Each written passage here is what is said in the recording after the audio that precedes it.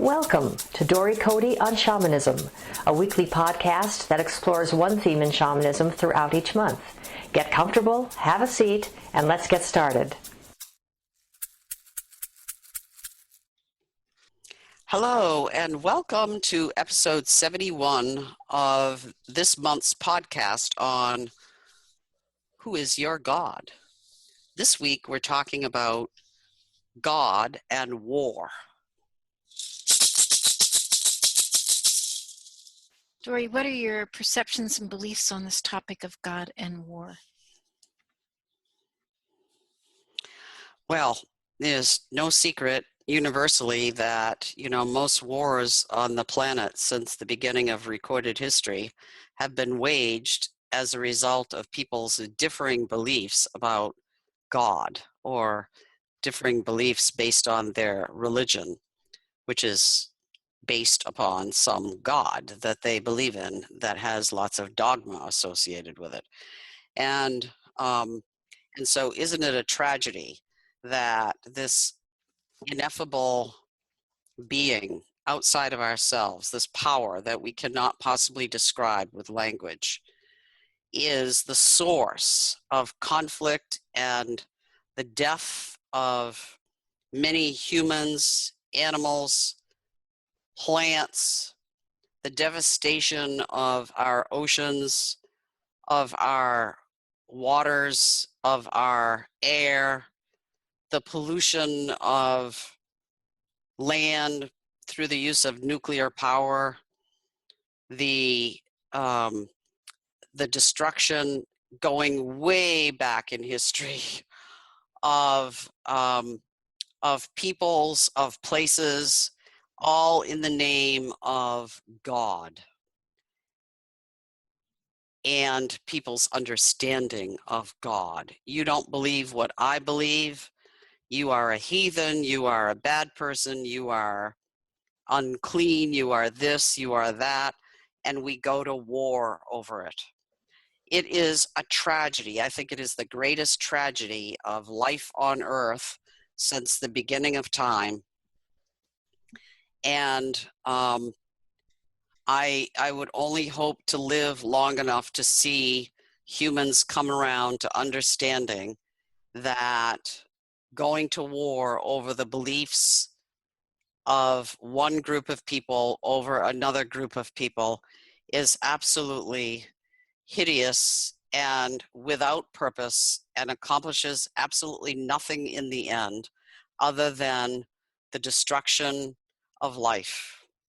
It is not in any way what the God of my understanding, which is this ineffable power of all beings and the spark that is in each and every one of us, it is not in any way what my God would want for humans on this earth. And so how do we bring an end to it? I certainly don't know the answer to that. If I did, I would be far wiser than I am. However, I truly believe that there are more and more people alive today who are coming to see the hideousness of the ways in which we respond to the differences in who we are, and that over time we will reach a tipping point where there will be more of us who believe that this is a senseless way of living life on earth, and we will come to understand that how we understand God, how we praise God, how we believe in God, whatever dogma we create for ourselves around God, is our own individual business and not a reason to destroy one another.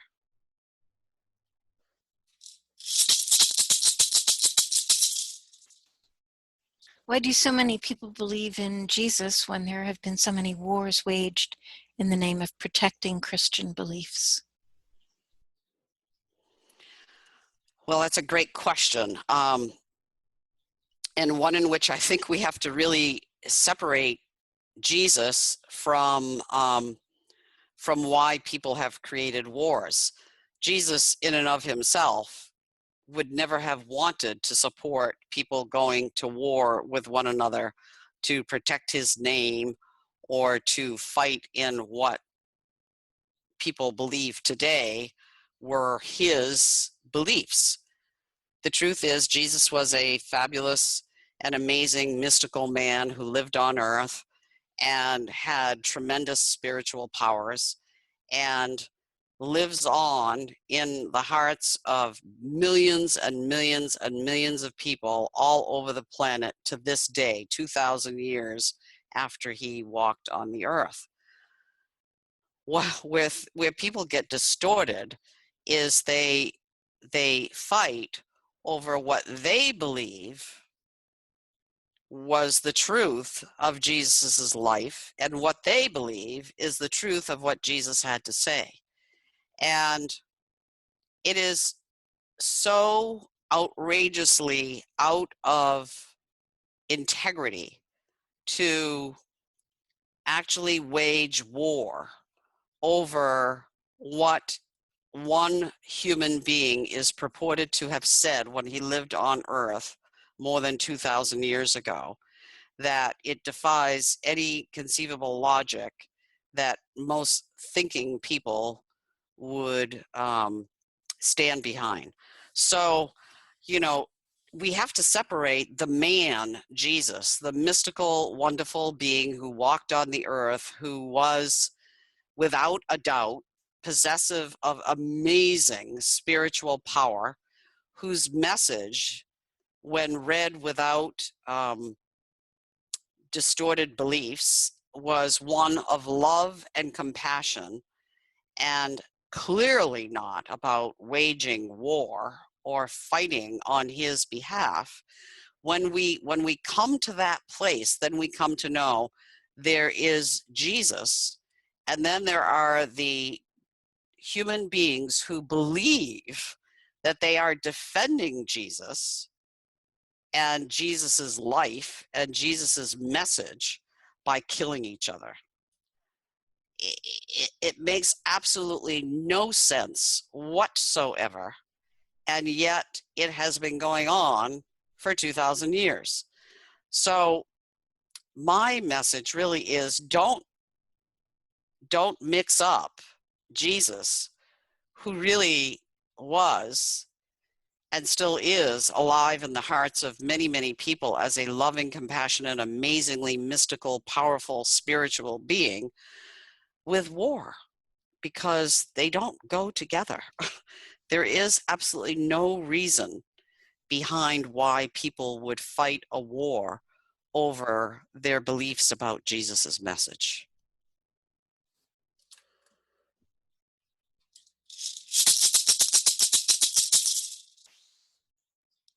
Currently, there are various terrorist factions whose actions to protect their own beliefs fracture worldwide comfort and security. What sense do you make of this current state of war against ISIL? Yeah, that's a topic of the times, isn't it? Again, what we have are people living in certain parts of the world who have a particular belief that they are willing to fight for and destroy other human beings over. There is nothing about that that is right. Absolutely nothing about that that is right. Are they entitled to their beliefs?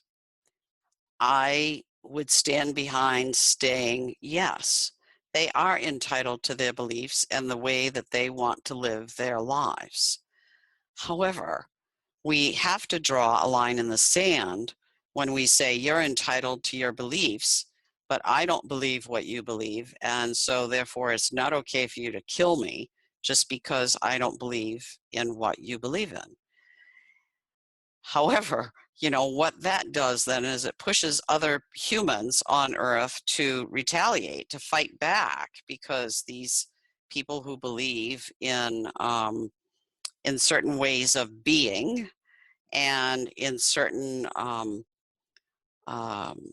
ways in which they see other humans as being infidels to their belief system, when they decide that they're going to wage war over that, then it pushes other humans who might not necessarily want to be at war to engage with them for the sake of protecting themselves.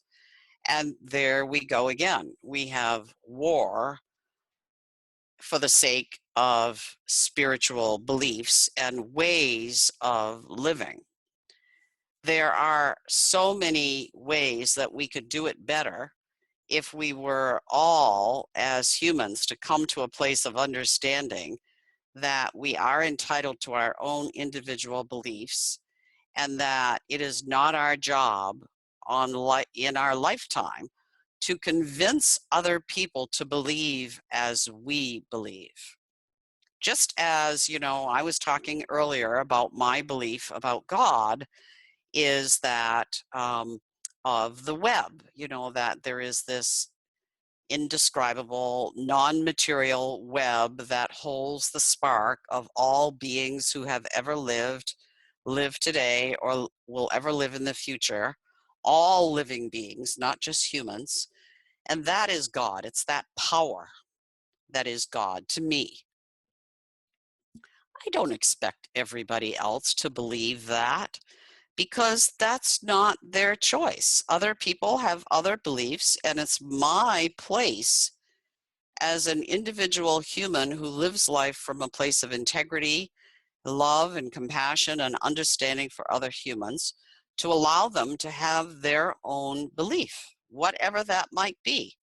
I don't have to agree with it, but I definitely don't have to fight with them over it.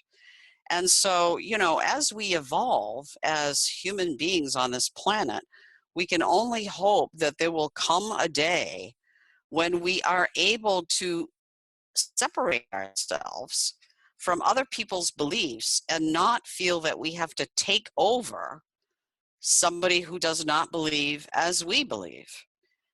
And so, I certainly don't have the answers about how to end the war against terrorism, or how to help terrorists come to a place of putting down their arms and realizing that they can have their beliefs and they don't have to convert everybody on the planet to their beliefs.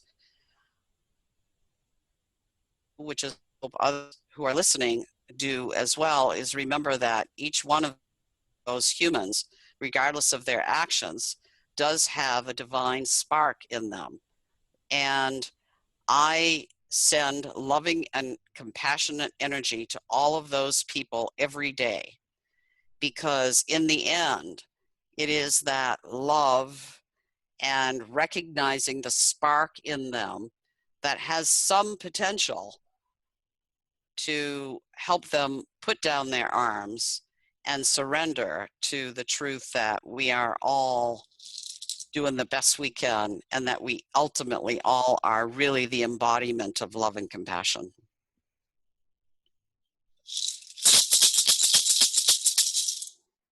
Is there anything else you would like to add on the topic of God and war at this time?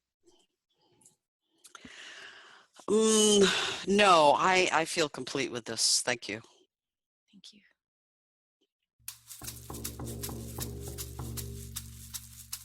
Thank you for listening to Dory Cote on shamanism. We'd love to hear your thoughts, stories, reactions, and questions. Come on over to dorycote.com and join the conversation. And tune in next week for more on this subject, or next month for a new subject. You can subscribe to this podcast in iTunes, or sign up on dorycote.com to receive notices when the podcasts are posted. That's Dory, D-O-R-Y, and Cote, C-O-T-E.com. Drumming and rattling by Dory Cote and Terry Morgan. Technical assistance and audio production by JillHackett.com. And this is Susan Savelle, wishing you many blessings in your life. We hope to have you join us next time.